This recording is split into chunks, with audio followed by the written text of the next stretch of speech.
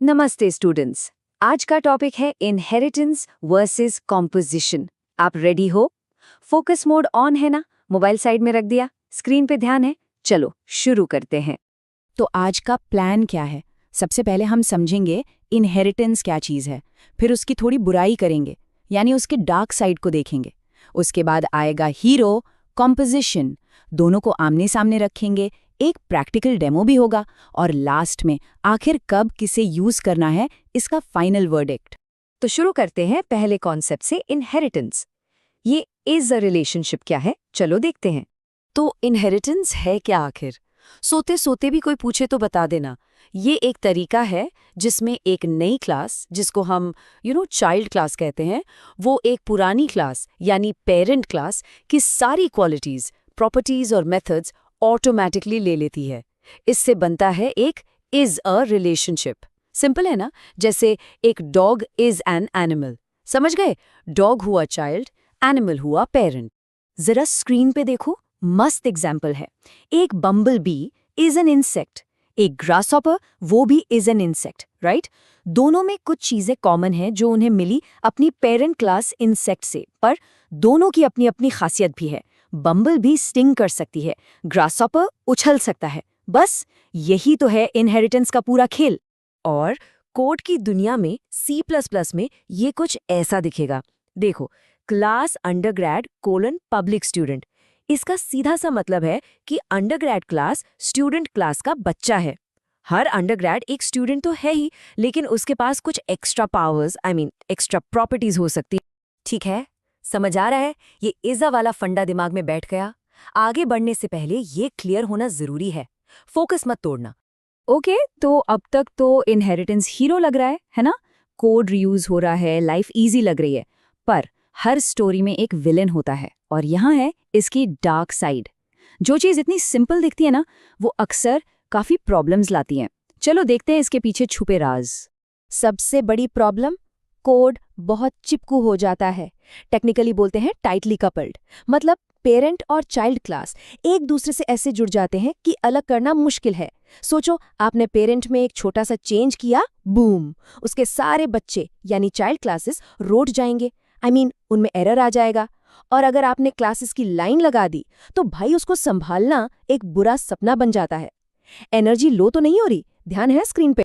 और अब आती है सबकी favourite problem, the diamond problem.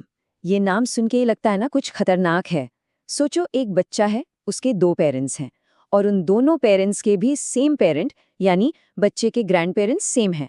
अब बच्चा कंफ्यूज हो गया कि पापा वाली प्रॉपर्टी लूं या मम्मी वाली। सेम चीज C++ में होती है। एक क्लास 2 ऐसी क्लासेस से इनहेरिट करती है जिनका बेस क्लास सेम है। अब कंपाइलर बेचारा कंफ्यूज हो जाता है कि कौन सा मेथड यूज करूं। इस कंफ्यूजन को ही डायमंड प्रॉब्लम कहते हैं। अगर इंटरव्यू में पूछा गया तो बता पाओगे? ये C++ का एक क्लासिक पेट क्वेश्चन है। इसको हल्के में मत लेना। सीरियसली सीख रहे हो या सिर्फ टाइम पास? एक बार फिर ध्यान से इस डायग्राम को देखो और समझो। तो इतनी सारी प्रॉब्लम्स, सोल्यूशन क्या है? टेंशन मत लो, सोल्यूशन है, और सोल्यूशन का नाम है कॉम्पोजिशन।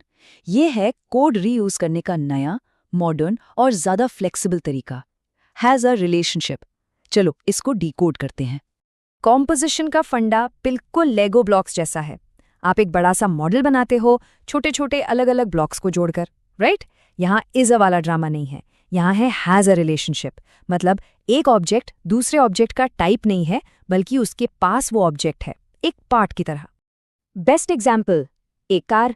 सोचो, क्या एक कार इंजन का टाइप है? नहीं ना। एक कार के पास एक इंजन होता है। A car has an engine, a car has wheels. Simple. अब स्क्रीन पे कोड देखो। क्लास कार के अंदर हमने इंजन और व्हील के ऑब्जेक्ट्स बना दिए। कार उनसे इनहेरिट नहीं कर रही, वो बस उन्हें यूज कर रही है अपने पार्ट्स की तरह। इतना क्लीन है। लॉजिक समझ आया या सिर्फ देख रहे हो? ये shift from is to has a, यही है इस पूरे टॉपिक की जान। अगर ये समझ गए तो सब समझ गए। इस स्टेप का पर्पस क्लियर हुआ ना? ओके, तो अब टाइम है inheritance versus composition, the ultimate showdown. आमने सामने पॉइंट बाय पॉइंट देखते हैं कौन बेहतर है। तो टेबल पे नजर डालो। पहला पॉइंट, रिलेशनशिप। इनहेरिटेंस है इज़ अ, एकदम स्ट्रिक्ट हायरार्किकल, जबकि कॉम्पोजिशन है हैज़ अ कॉम्पोनेंट बेस्ड, एक टीम जैसा। फिर आता है कपलिंग। इनहेरिटेंस में कोड चिपकू है, यानी टाइटली कपल्ड। कॉम्पोजिशन में चिल है, लूजली कपल्ड। इससे क्या होता है? फ्लेक्सिबिलिटी। इनहेरिटेंस में चेंज करना मुश्किल है, कॉम्पोजिशन में सुपर इजी। और मेंटेनेंस, ऑब्वियसली जहां चीजें लूजली कपल्ड हैं वहां मेंटेनेंस भी आसान हो। चलो, थियोरी बहुत हो गई, अब देखते हैं इसको प्रैक्टिकली कैसे करते हैं। ध्यान से देखना, एक कोड को हम रीफैक्टर करेंगे। अब स्क्रीन से नजर मत हटाना। ओके, तो स्क्रीन पे देखो, ये है एक क्लासिक इनहेरिटेंस एग्जाम्पल। एक क्लास है ग्रेडेड एक्टिविटी, ठीक है। अब हमने एक और क्लास बनाई कर्व्ड एक्टिविटी, जो इससे इनहेरिट कर रही है। क्यों? क्योंकि एक curved activity, well it is a graded activity, simple is a relationship, और ये सेट स्कोर मेथड को थोड़ा बदल देती है ताकि स्कोर्स को कर्व कर सके। Standard stuff. अभी आप क्या करोगे? वीडियो पॉज करो और सोचो इसको कॉम्पोजिशन से कैसे लिखोगे, इस इज़ा को हैज़ा में कैसे बदलोगे। सिर्फ देखने से काम नहीं चलेगा, प्रैक्टिस के बिना आगे बढ़ना सही है क्या? पॉज करो, ट्राई करो, मैं वेट कर रहा हूँ। Okay, welcome back. I hope आपने दिमाग लगाया। अब देखो सोल्यूशन। हमने क्या किया? हमारी नई एक्टिविटी क्लास अब ग्रेडेड एक्टिविटी है नहीं, उसके पास एक ग्रेडिंग स्ट्रैटेजी ऑब्जेक्ट है, समझे? इज़ा से हैज़ा हो गया। अब इसका जादू देखो, हम अलग अलग स्ट्रैटेजीज बना सकते हैं और इनको रन टाइम पे बदल भी सकते हैं, जैसी जरूरत वैसी स्ट्रैटेजी। कितना फ्लेक्सिबल हो गया ना डिजाइन। ऑसम। तो अब आते हैं $1 मिलियन क्वेश्चन पे, कब इनहेरिटेंस और कब कॉम्पोजिशन।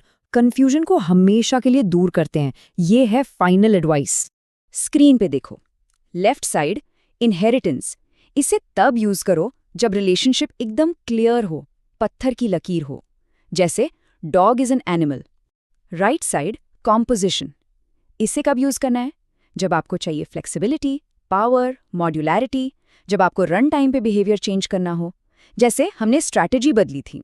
सिंपल रूल, डाउट हो तो कॉम्पोजिशन चुनो। मॉडर्न डेवलपमेंट में ज्यादातर यही प्रेफर किया जाता है। तो आज हमने क्या सीखा? Let's quickly recap. Point number 1, inheritance is a relationship बनाता है और कोड को टाइटली कपल कर देता है।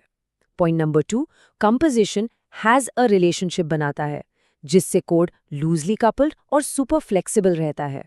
और सबसे इंपॉर्टेंट टेकअवे, एक गोल्डन रूल है सॉफ्टवेयर डिजाइन का, फेवर कंपोजिशन ओवर इनहेरिटेंस। ये लाइन नोट कर लो। तो आपसे एक सवाल, आपका अगला प्रोजेक्ट, उसमें कोड रीयूज करना है तो क्या बनाओगे? एक रिजिड सख्त हायरार्की या फिर फ्लेक्सिबल कंपोनेंट्स की एक पावरफुल टीम? सोचना जरूर। समझ आया सब? क्लियर है? ग्रेट। तो अब आपका काम है प्रैक्टिस करना। अगर कोई भी डाउट है कमेंट सेक्शन में पूछो। All the best and keep learning. हमारे चैनल को सब्सक्राइब कीजिए और वीडियो को अपने दोस्तों के साथ शेयर जरूर कीजिए। कमेंट सेक्शन में अपना डाउट या नेक्स्ट टॉपिक लिखना मत भूलिएगा।